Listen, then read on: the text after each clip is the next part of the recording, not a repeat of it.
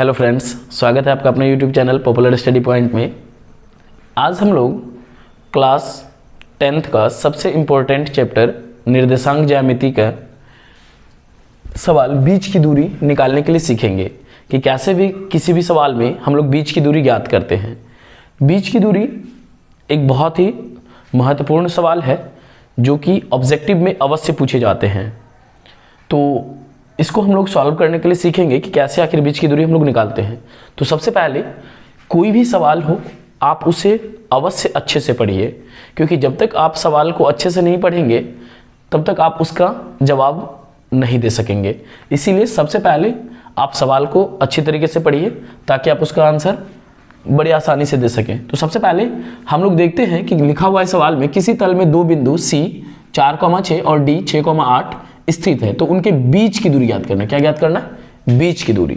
तो आज हम लोग थोड़ा सा बीच की दूरी के बारे में चर्चा करते हैं कि बीच की दूरी का फॉर्मूला क्या होता है।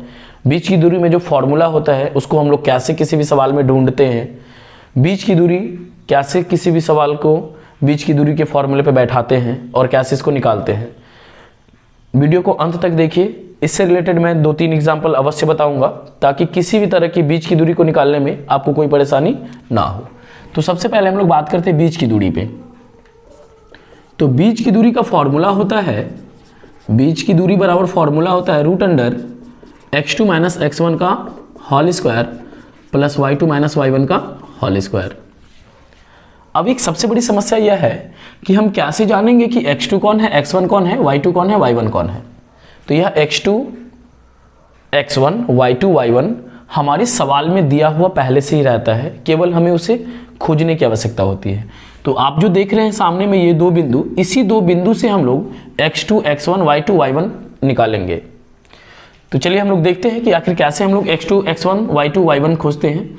तो जो भी बिंदु दिया गया होता है C 4,6 और D 6,8, ठीक है ना। तो जो दिया गया बिंदु पहला होता है वो हमेशा x होता है और जो बाद में दिया होता है वो y होता है। सेम उसी तरह दूसरे में भी जो पहला होगा वो x होगा और जो बाद में होगा वो y होगा। इस बात को हमेशा ध्यान में रखना है कि बीच की दूरी के जितने भी सवाल होंगे उन सभी में आपको दो बिंदु अवश्य दिए गए होंगे और पहला बिंदु हमेशा x और दूसरा बिंदु हमेशा y होगा। पहला बिंदु हमेशा x और दूसरा बिंदु हमेशा y होगा। कभी भी ऐसा नहीं होगा कि दोनों x हो जाएगा या दोनों y हो जाएगा, हमेशा एक x और दूसरा y होगा। तो जो बिंदु पहले दिया हुआ होगा उस दोनों में आप 1 लिख दीजिए और जो बिंदु बाद में दिया गया होगा उसमें दोनों में आप 2 लिख देंगे। मतलब कि C का वैल्यू x1 y1 और x2 y2 हो जाएगा। तो चलिए अब हम लोग फॉर्मूले पे बैठाते हैं कि इसको किस तरह से सॉल्व करते हैं। तो यहाँ पे क्या लिखा हुआ है x2, कोई चिंता करने की कोई बात नहीं है, आप केवल देखिए कि यहाँ क्या लिखा है और आप उसके मान को बैठाइए। यहाँ पे दिख रहा है x2 है, x2 का मान क्या दिख रहा है? 6 दिख रहा है। तो पहले आप ब्रैकेट लीजिए, 6 लीजिए, माइनस लीजिए, x1 है, x1 का मान कितना 4 है तो इसका आप होल स्क्वायर कीजिए, प्लस y2 का मान कितना दिख रहा है? 8 दिख रहा है, 8 लिखिए, क्या है यहाँ पे माइनस माइनस दीजिए। y1 का मान कितना है? 6 है, तो 6 दीजिए, इसका क्या? Whole square. 6 में से 4 घट जाएगा, क्या होगा?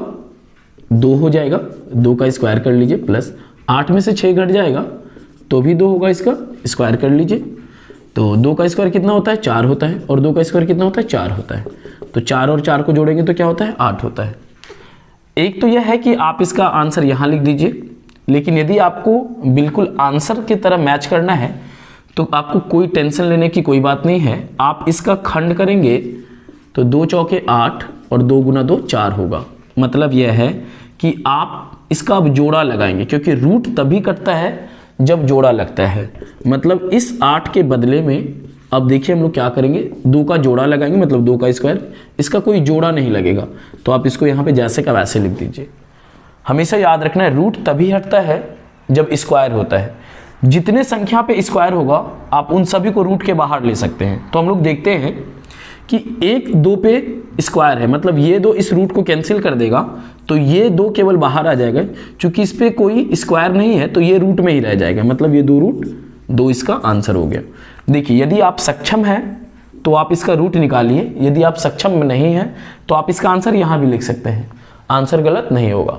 अब एक बात को आप लोगों को मैं जैसा कि पहले बताया था कि मैं आपको और 1-2 एग्जाम्पल बताऊंगा। तो आप इस बात को हमेशा ध्यान में रखना है कि पहले आपको सवाल देखना है कि सवाल में बोला क्या गया है। तो सवाल में बोला गया है बीच की दूरी निकालना है ना। कोई भी सवाल दे दिया रहेगा, आपको केवल इतना ही काम करना है कि आपको पहले चेक करना है कि हमेशा बीच की दूरी में 2 बिंदु दिए रहेंगे हमेशा, और उसके बाद आपको क्या निकालना होगा, बीच की दूरी। जैसे देखिए हम आप लोगों के सामने एक एग्जाम्पल लेके आते हैं, इसको मैं मिटा देता हूं, आप लोग इसे अच्छे से एक बार देख लीजिएगा। चलिए, सपोज कीजिए कि एक सवाल है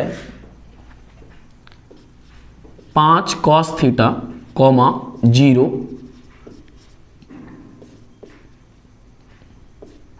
5 sin थीटा, है ना।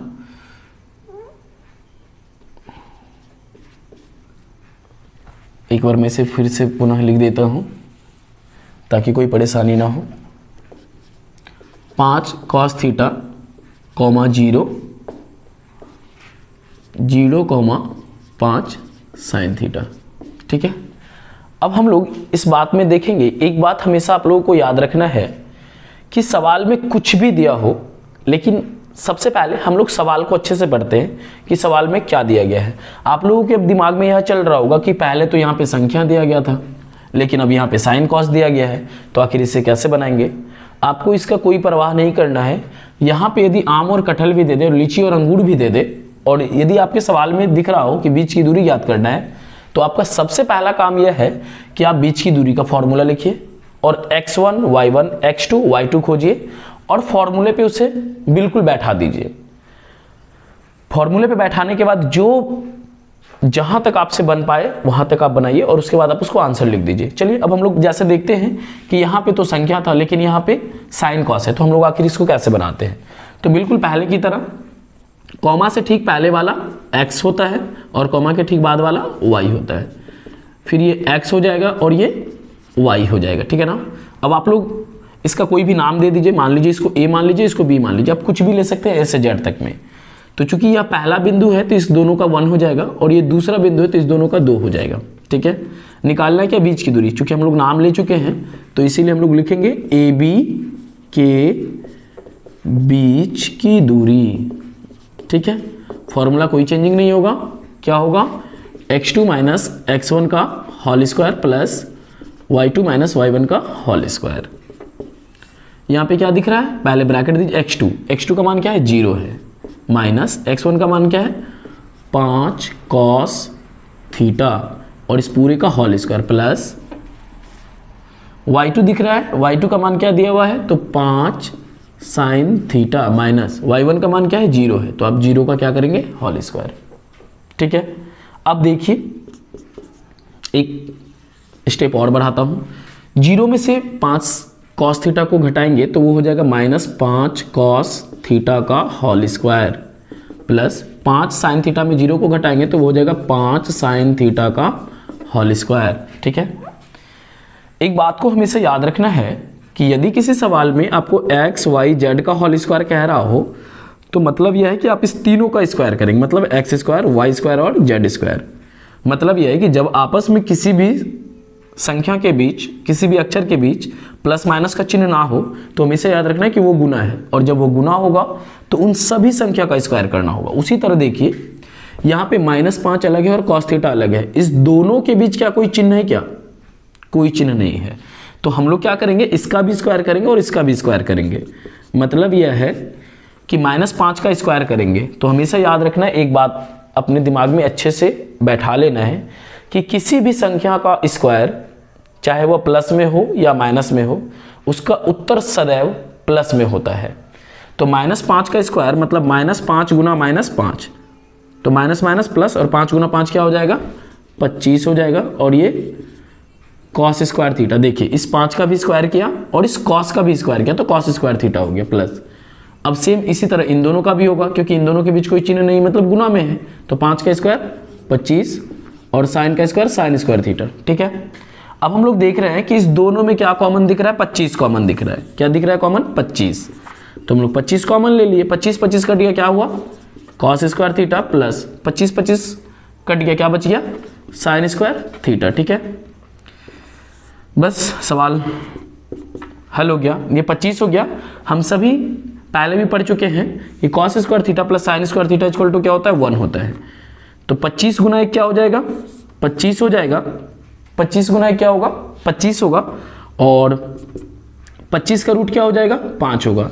इस तरह से हमारा सवाल पूरा का पूरा बन गया। ठीक है, फिर से एक बार देखिए, ये 25 हो गया, इस पूरे का वैल्यू क्या हो गया, 1, तो 25 हो गया, और cos square theta plus sine square theta equal to 1। देखिए इन दोनों के बीच कोई भी चिन्ह नहीं है, तो यहाँ पे क्या है, गुना है। पहले से मैं बताता आ रहा हूँ, 25 गुना 1 क्या होगा, 25 होगा, और 25 का रूट 5 होगा। ठीक है, चलिए एक अंतिम एग्जाम्पल मैं आप लोगों को बता रहा हूँ। ठीक है,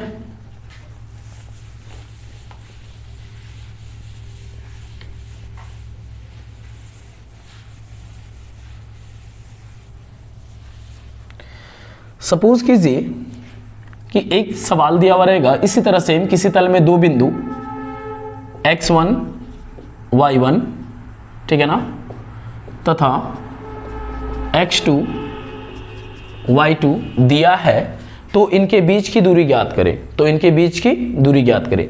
अब आप लोगों के मन में यह भी होगा कि पहले संख्या पे बनाए, अब साइन कॉस पे बनाए, अब यहाँ x और y आ गया, तो इसका हल कैसे करेंगे। मैंने आप लोग को पहले भी बताया और फिर से बता रहा हूँ कि कुछ भी सवाल रहेगा तो सबसे पहला मेरा काम है कि x1 y1 x2 y2 खोजना है। क्या खोजना है, x1 y1 x2 y2। तो x1 y1 और x2 y2 को खोजने से पहले हम लोग इसका नाम लिख देते हैं। तो मान लीजिए कि इसका नाम a हो गया और इसका नाम b हो गया। ठीक है, अब हम लोग x1 y1 खोजेंगे। तो हम सभी जानते हैं कि पहला x होता है और दूसरा क्या होता है, y होता है।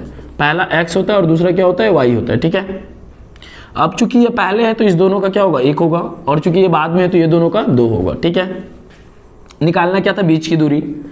तो ए बी के बीच की दूरी, ए बी के बीच की दूरी फॉर्मूला सेम होता है, x2 माइनस x1 का होल स्क्वायर और y2 माइनस y1 का होल स्क्वायर। ठीक है, अब देखिए x2 है और x2 की जगह पहले से क्या है, x2 है, तो आप लिख दीजिए x2 माइनस x1 है, x1 की जगह क्या है, x1 ही है, तो x1 का क्या, होल स्क्वायर, प्लस y2 है, y2 की जगह क्या है, y2 है, माइनस y1 है, y1 की जगह क्या है, y1 है, तो इसका क्या, होल स्क्वायर। यही हमारा क्या हो गया, आंसर हो गया। अब आप लोगों को मैं एक बात बता दूं कि कभी यह नहीं सोचना है कि यह इसका आंसर कैसे हो सकता है। आपको केवल यह देखना है कि हमको सवाल में निकालना क्या है, और निकालते समय आप जैसे ही देख लीजिए कि इसमें निकालना है बीच की दूरी, तो आप सबसे पहले बीच की दूरी फॉर्मूला बैठाइए और उसमें 2 बिंदु अवश्य दिए रहेंगे।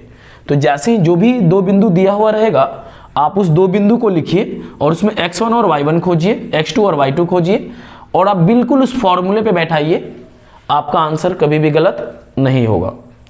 आशा करते हैं कि आप लोगों को यह वीडियो अवश्य पसंद आया होगा, और यदि आप लोगों को यह वीडियो पसंद आया हो तभी लाइक अवश्य करें, और यदि आप मेरे चैनल पर नए हैं तो इसे सब्सक्राइब भी कर दें। धन्यवाद।